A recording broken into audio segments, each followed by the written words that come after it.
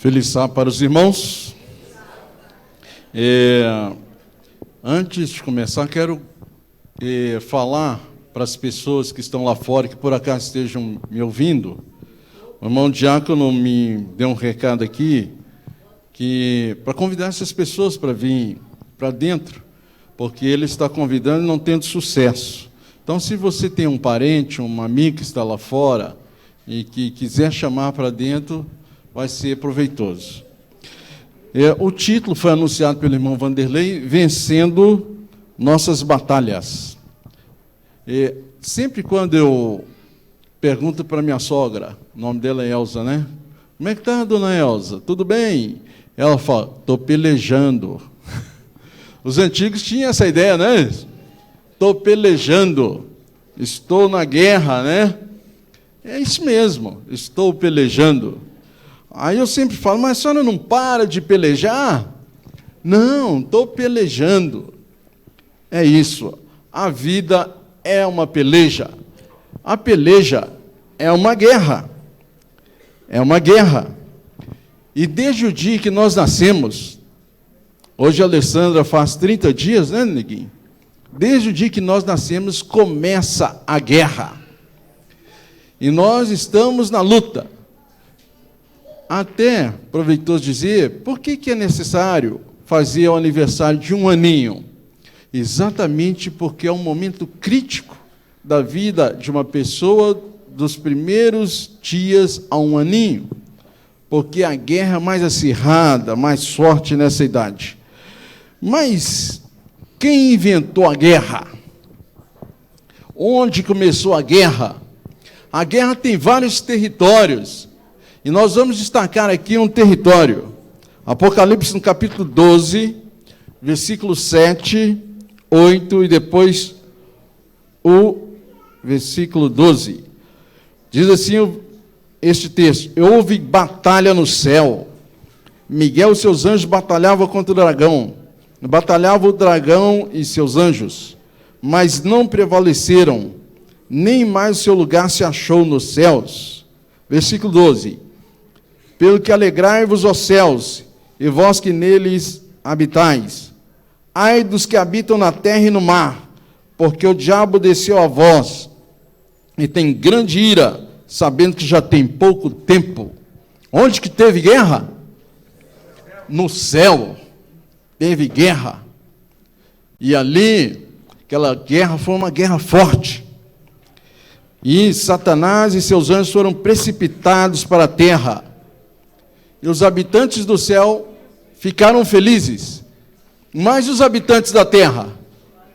Hein? Os habitantes da terra, né? Ai dos que habitam na terra e no mar, porque o diabo desceu a vós e tem grande ira. Irmãos, o primeiro território de guerra foi no céu. Depois, o diabo foi precipitado aqui. E desde então, há uma guerra chamada, pela escritora inspirada, grande conflito. Existe um grande conflito na terra. E eu quero destacar as duas principais guerras na terra. A Primeira Guerra Mundial, que aconteceu em 1914 a 18. O início de 14 a 18 foi dia 28/7 de 1914. O ano passado fez 100 anos do início da Primeira Guerra Mundial. E terminou no dia 11 de novembro de 1918. Morreram aproximadamente 10 milhões de pessoas e ficaram 20 milhões de feridos na Primeira Guerra Mundial. A guerra mata e deixa feridos. Depois nós tivemos a Segunda Guerra Mundial, que aconteceu no dia 1º de novembro de 1939, e foi até dia 8/5 de 1945. E, naquela guerra, não morreu apenas 10 milhões de pessoas, mas de 50 a 70 milhões de pessoas morreram na Segunda Guerra Mundial. E tiveram milhões de feridos. O primeiro território de guerra foi no céu. O segundo território está sendo na terra. Mas existe uma guerra que tem um território especial, e é ali que nasce todas as guerras. Vamos abrir as nossas Bíblias em Romanos, no capítulo 7. Romanos, no capítulo 7, versículos 23 e 24.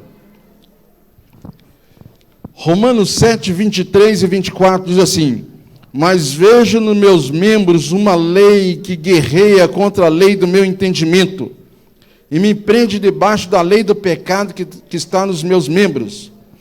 Miserável homem que sou, quem me livrará do corpo desta morte? Qual que é o território de guerra aqui agora? É a nossa mente. A nossa mente. É a guerra do entendimento contra a guerra contra a lei de Deus. É a guerra entre a nossa natureza carnal e a nossa natureza espiritual. Essa guerra que o apóstolo Paulo veio falando, é uma guerra que o território está aqui, dentro da minha e dentro da sua cabeça, em que alguns momentos um vence, alguns momentos outro vence. Tem uma ilustração que fala que são dois lobos ferozes que estão na nossa cabeça, querendo vencer, cada um querendo vencer o outro. E quem nós damos mais alimento, esse fica mais forte até expulsar o outro do território que é a nossa mente. O que tem a ver isso com saúde? O que tem a ver esta guerra com saúde? Eu falei que falaria nesta manhã sobre saúde, porque tem um outro território. Primeiro território, o céu. O segundo território, a terra. O terceiro território, a mente, que dá vazão para todas as guerras. Mas tem a guerra do nosso corpo. 1 Coríntios, no capítulo 9. 1 Coríntios, no capítulo 9, versículos 25 a 27. 9, 25 a 27. E todo aquele que luta de tudo se abstém. Eles fazem para alcançar uma coroa corruptível. Nós, porém, uma incorruptível. Pois eu assim corro, não como coisa incerta. Assim combato, não como batendo no ar. Antes subjugo o meu corpo e o reduzo à servidão, para que pregando aos outros eu mesmo não venha de alguma maneira ficar reprovado. Esta é a guerra que nós temos no nosso corpo, subjugando o corpo. Os atletas subjugam o corpo para ganhar o Campeonato Brasileiro, a Copa do Mundo, para ganhar os Pan-Americanos, as medalhas. Para isso tem que subjugar o corpo, tem que deixar de comer isto ou aquilo. E tem que comer isto ou aquilo, para que possa ganhar uma coroa corruptível. Nós temos também que subjugar o nosso corpo, não fazer a nossa vontade. É a guerra que nós batalhamos o tempo todo. Posso comer isso? Será que isso é bom? Não posso comer aquilo? Será que isso vale a pena comer? É a guerra que acontece. Irmãos, o nosso corpo, esse corpo mortal, o seu corpo, hospeda hoje cerca de 10 trilhões de bactérias. 10 trilhões de bactérias está dentro do território do seu corpo. Muita bactéria. Nós temos mais bactéria habitando em nosso corpo do que as nossas próprias células. E essas bactérias, elas têm o seu valor fisiológico. Sem essas bactérias, nós não viveríamos. Então, é uma espécie de parasitismo que se chama um parasitismo benéfico. É um parasitismo que tanto o hospedeiro como o que hospeda tem benefício. Isso é chamado de simbiose bacteriana. Os dois conseguem conviver trazendo benefício. Mas esse número de bactéria, ele pode ser desequilibrado. dependendo do estilo de vida de cada pessoa, há desequilíbrio nesse estilo de bactéria. E essas bactérias fisiológicas se tornam bactérias patológicas. As mesmas bactérias que nos fazem bem podem nos matar. E a linha de diferença entre o benefício e o malefício ela é muito tênue, muito fina. Isso depende do estilo de vida que você leva. Irmãos, nós sabemos que o que nos mantém com vida, aliás, a própria vida, Jesus disse, falando de forma biológica, Jesus diz em Levítico, no capítulo 17, versículo 10, Levítico 17, 10, está escrito assim, olha, 17, 10, 11 e 14, diz assim, porque a alma da carne está no sangue, pelo que vou-lo tenho dado sobre o altar, para fazer expiação pela vossa alma, porquanto é o sangue que fará expiação pela alma. Portanto, tenho dito aos filhos de Israel, nenhuma alma dentre vós comerá sangue, nem o estrangeiro que peregrina entre vós comerá sangue. No versículo 14, porque é a alma de toda a carne que os seus... Porque é a alma de toda a carne, o seu sangue é pela sua alma. A vida é o sangue. Por que se mede pressão? A pressão é do sangue. Porque quando a pessoa está nos últimos momentos de vida, o que acontece com a pressão? Hein? Aumenta ou diminui? Vai caindo, vai diminuindo, diminuindo. Se o sangue diminui a sua circulação, não resta outra coisa senão a morte. O sangue tem que circular no organismo. A vida da carne está no sangue. Tem que haver um equilíbrio nessa circulação sanguínea. Por que a vida da carne está no sangue? Irmãos, essa guerra, na versão eletrônica do Ciência do Bom Viver, diz assim, quão mais importante é tal cuidado para segurar o êxito na luta da vida. Não são arremedos de batalhas, aquelas que nos achamos empenhados. Estamos pelejando um combate da qual dependem resultados eternos. Temos inimigos invisíveis a enfrentar. Tudo quanto prejudica a saúde não somente diminui o vigor físico, mas tende a enfraquecer as faculdades mentais e morais. A condescendência com qualquer prática nociva à saúde torna mais difícil uma pessoa discernir entre o bem e o mal. E daí mais difícil de resistir ao mal. Aumenta o perigo de fracasso e derrota. Temos um punhado, milhões de bactérias, de vírus, de micro-organismos, de antígenos no nosso organismo. Está acontecendo uma guerra agora. Cada corpo aqui, ó, cada corpo que está me ouvindo aqui, está tendo uma guerra no seu corpo. Uma guerra entre o bem e o mal. Mas é uma guerra inteligente. Não é uma guerra assim simples, não, irmãos. Se a gente estudar a fisiologia, a gente vai ver que tem arma química. Temos uma célula chamada linfócito T, que é o general. Nós vamos falar isso à tarde, porque eu vou terminar agora. Eu queria falar, mas eu não vou deixar para continuar à tarde. Eu ia fazer uma outra palestra à tarde, mas eu vou fazer continuação desse sermão. Vou falar das células de defesa do nosso organismo e o tipo de ataque que nós temos. Esse general, linfócito T, ele, quando entra um micro-organismo diferente, com uma proteína diferente no seu corpo, ele estuda que tipo de micro-organismo é aquele, que mal ele pode causar. E agora, como ele é o general, ele manda o coronel ir lá, que é o linfócito B. Mandando o coronel lá, o coronel consegue estudar ele de perto e ainda fabricar uma arma química, que são os anticorpos. E manda os soldados pegar aquele micro-organismo patológico e fazer a fagocitose, ou seja, comer aquele elemento que está causando mal ao seu organismo. E isso acontece toda hora, todo instante, nesse minuto está acontecendo com você.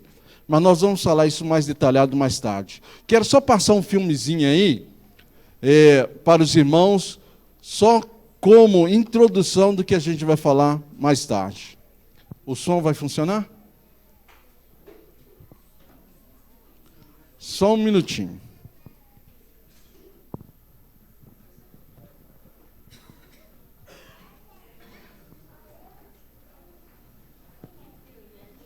Prestem atenção nisso que eu falei. É um filmezinho simples de entender, tá? E à tarde eu vou dar continuidade no PowerPoint, nos slides que eu vou passar.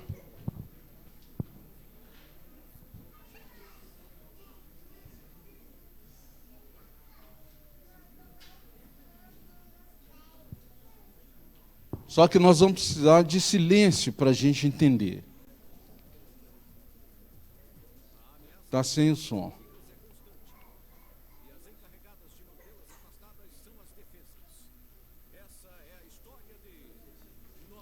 Batalhas.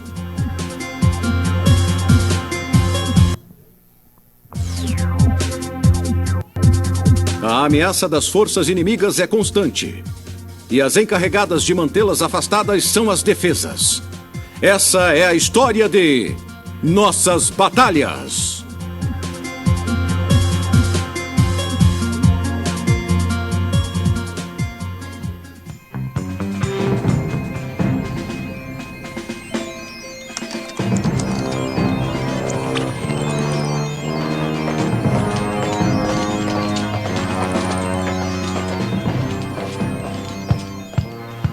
Muito bem, soldados.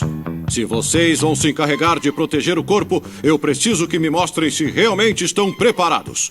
Soldado, quais são as primeiras barreiras que um invasor encontra ao tentar invadir o corpo humano? Senhor! Sim, senhor! Primeiro temos a pele, que impede a passagem das bactérias. Temos as mucosas com seus epitélios que retêm as partículas invasoras. E ainda temos as lágrimas, a saliva e os ácidos estomacais, entre outros, que também impedem a entrada de invasores. Muito bem, soldado. E você? O que acontece quando o invasor insiste em atacar? Senhor! Sim, senhor! Certas partículas chamadas de sistema de complemento rodeiam o invasor para alertar as células de defesa e causar inflamação. A inflamação faz a circulação aumentar, permitindo a chegada de mais reforços. Além disso, a temperatura da área aumenta para que as bactérias não possam sobreviver nem se reproduzir como fariam normalmente. Estou vendo que vocês sabem o básico, soldados. Agora me acompanhem. Eu vou mostrar o que vocês vão encontrar lá fora. Esses são alguns de seus inimigos: bactérias e vírus. Eles tentam invadir o nosso sistema a todo custo, e a nossa missão é impedir que eles desequilibrem o nosso sistema. Para isso, contamos com a nossa primeira linha de defesa. Eu apresento os fagócitos. Os fagócitos literalmente comem os invasores e ajudam a detectar a presença de inimigos no sistema. Essas partículas expõem os inimigos em sua superfície, indicando o tipo de infecção que está invadindo. Cada tipo de invasor possui um código diferente. Assim, é possível reconhecê-lo e usar as armas mais adequadas para derrotá-lo. Tudo o que vimos até agora forma o nosso sistema de defesa mais primitivo. Mas à medida que vivemos mais e mais e enfrentamos novas doenças, o organismo adquire a capacidade de lembrar dos inimigos que enfrentou e combatê-los de forma específica, sem prejudicar o corpo. Essa defesa adquirida é representada pelos linfócitos. Eles não apenas reconhecem os invasores através da informação dada pelos fagócitos, mas também podem reconhecer, por conta própria, partículas prejudiciais. Existem duas classes de linfócitos. Os linfócitos T, que estão encarregados de comandar o ataque, Quando eles percebem a presença de intrusos, eles ativam os linfócitos B para o ataque. Enquanto os fagócitos atacam todos os invasores, os linfócitos atacam invasores específicos. Eles têm a particularidade de atacar apenas um inimigo. Os linfócitos B, ao serem ativados, dividem-se em duas classes de células. As que produzem anticorpos, substâncias que atacam as bactérias e as tornam mais apetitosas para os fagócitos. E as células de memória, que estão encarregadas de lembrar quem as ativou, para que, ao se encontrarem de novo com os mesmos invasores, possam atacar, até mesmo antes que o corpo adoeça. Já vimos como as defesas trabalham contra as bactérias, mas existem alguns invasores que agem de outra forma. Os vírus. O vírus é diferente da bactéria em vários sentidos. Uma bactéria tem uma vida própria e pode se reproduzir sozinha, mas um vírus precisa de um organismo para se aproveitar de suas células e se reproduzir. A primeira coisa que ele faz é introduzir o seu material genético na célula, que passa a trabalhar para ele. Assim, as células produzem mais e mais vírus, até que finalmente é destruída. Mas e se o vírus entra na célula, como podemos detectá-lo? Não se preocupe, soldado. Já pensamos nisso e temos várias formas de detectá-lo. Uma delas é o interferon, que acontece quando surgem certos sintomas anormais. Como o seu nome diz, é uma substância que interfere na ação dos vírus, impedindo que eles se reproduzam após entrarem nas células. A célula infectada alerta os linfócitos da presença de invasores, que irão reagir de forma mais agressiva. As defesas tomam uma decisão drástica: destruir as células infectadas para que o vírus não continue com a sua replicação. Para isso, as células NK, chamadas Natural Killer em inglês, que significa exterminadoras naturais, localizam as células infectadas e as destroem. Mas existe um vírus extremamente inteligente que engana todos os sistemas de segurança, apesar de todas as defesas que possuímos. É o vírus HIV, o vírus causador da AIDS. Esse vírus entra no organismo e a primeira ação das defesas é a mesma contra todos os vírus. Mas o HIV tem uma estratégia brilhante e maliciosa. Infecta os linfócitos T, que comandam a ação imunológica. Pouco a pouco, os linfócitos T vão sendo destruídos. Os soldados perdem seus comandantes e o corpo não responde diante dos invasores. O pior é quando as nossas tropas NK e de linfócitos T citotóxicos destroem os linfócitos T, os ajudantes infectados. É aí que o corpo fica à mercê das doenças oportunistas. Sem defesas, qualquer infecção, qualquer ataque é uma ameaça para o organismo. E são essas doenças que o levam até a morte. Soldados! Vocês já sabem o necessário para enfrentar os inimigos. Já conhecemos nossos companheiros. Já sabemos quem iremos enfrentar. Agora só resta a eles descobrirem como somos bons. Vamos, soldados! Quero sentir orgulho desta tropa! Então, irmãos, essa é a guerra que está acontecendo. À tarde, vou continuar. Vou dar nome para os soldados, os cabos, os sargentos, os oficiais, e vou mostrar para os irmãos como a nutrição, como o alimento consegue fortalecer o exército que está dentro do seu corpo, fortalecer o nosso sistema de defesa. Que Deus nos abençoe. Amém. Agradecemos ao irmão Jeremias pela mensagem. Irmãos,